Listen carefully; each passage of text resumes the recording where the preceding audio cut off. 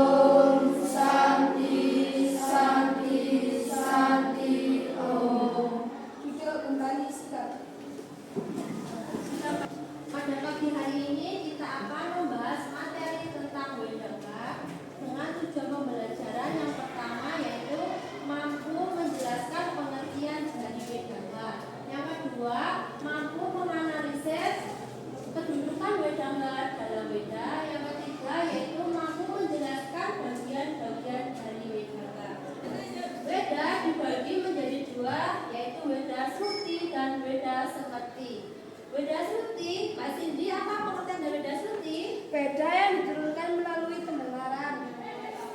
Yang kedua yaitu Weda Semerti. Apa pengertian dari Weda Semerti, Mbak Ajeng? Weda yang diturunkan lewat ingatan.